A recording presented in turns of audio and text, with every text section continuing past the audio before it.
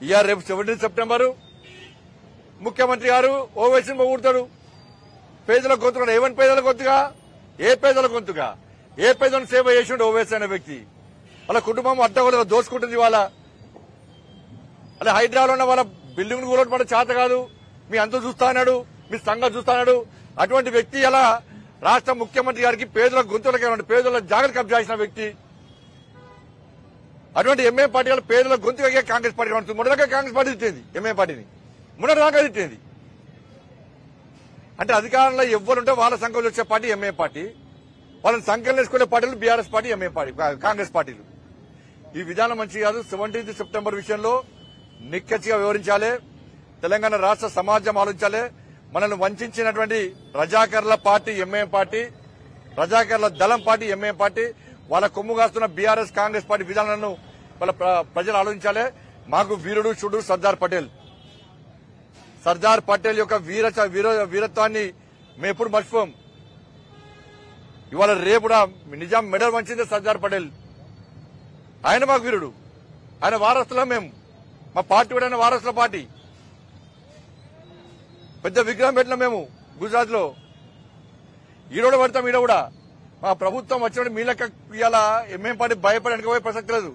మా ప్రభుత్వం ఏర్పడిన తర్వాత 17 సెప్టెంబర్ ను ఏ విధంగా ఘనంగా నిర్వహిస్తామో, 15th ఆగస్టును ఏ విధంగా ఘనంగా నిర్వహిస్తామో అంతకంటే ఘనంగా ఈరోజు 17 సెప్టెంబర్ తెలంగాణ విమోచన దినోత్సవాన్ని పేరు మార్చాం, ఊరు మార్చాం. మా ఆలోచన మార్చుకోం. మేము విమోచన తెలంగాణ విమోచన దినోత్సవాన్ని భారతీయ జనతా పార్టీ ప్రభుత్వం తెలంగాణ రాష్ట్రంలో ఏర్పడడం ఖాయం. ఏర్పడ్డ వెంటనే ఘనంగా నిర్వహిస్తాం. ఇలా రాజీవ్ గాంధీ విగ్రహం కోసం కొట్టాడుతున్నారు. సర్దార్ పటేల్ విగ్రహం పెట్టురు, ఎవరదన్నారు పెట్టురు.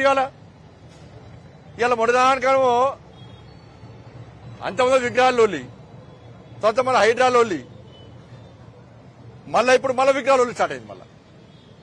మళ్ళీ విగ్రహాలు స్టార్ట్ అయింది. ఎందుకంటే 6 గ్యారెంటీలు వీకాలి. ఇక 6 గ్యారెంటీ పక్కకు పోవాలి. అంటే రెండు పార్టీలు కలిసి ఎట్లా డ్రామాలు ఆడుతున్నాయంటే, ఎందుకంటే వీళ్ళ ఫోన్ ట్యాపింగ్ కేసు వాళ్ళ చేతి ఉన్నది, ఓటు ఉన్నాడు కేసు వీళ్ళ దగ్గర ఉన్నది. మనం ఒకటి మనం అనుకుంటే కలిసి ఉండాలి. ఈ 6 గ్యారెంటీ విషయాలు మన ఇద్దరం కొట్టాడుకోవాలి, ప్రజల దృష్టి మళ్లించాలి. అయితే 17 సెప్టెంబర్ వివాదాస్పదం చేయాలి, అయితే విగ్రహాలు ఒళ్ళు పెట్టాలి, అయితే హైదరాబాద్ ఒళ్ళు పెట్టాలి. ఇదే పని వీళ్ళకు, ఈ రెండు పార్టీలకు. 6 గ్యారెంటీ విషయంలో రాష్ట్ర ప్రభుత్వం చిత్తశుద్దిని ప్రకటించుకోవాలి, చూపెట్టాలి. శ్వేతపత్రం విడుదల చేయండి. రుణమాఫీ విషయంలో ఎక్కడికెళ్తారు చర్చ చెప్పండి. ఏ గ్రామానికి పోదామో రండి మాతోని. ఎంతమంది రుణమాఫీ జరిగిందో చెప్తాం మనం.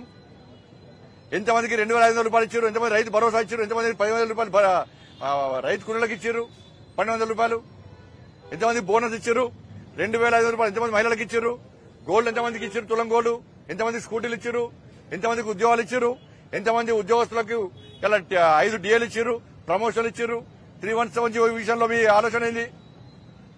అంటే చర్చ వీటి మీద జరగాలి. ఇవి పక్కదారి పట్టించడానికి వల్ల ఇటువంటి చేయడం మంచి పద్ధతి కాదు. భారతీయ జనతా పార్టీ 6 గ్యారెంటీ విషయంలో ప్రభుత్వం వెంటనే శ్వేతపత్రం విడుదల చేయాలని డిమాండ్ చేస్తున్నది.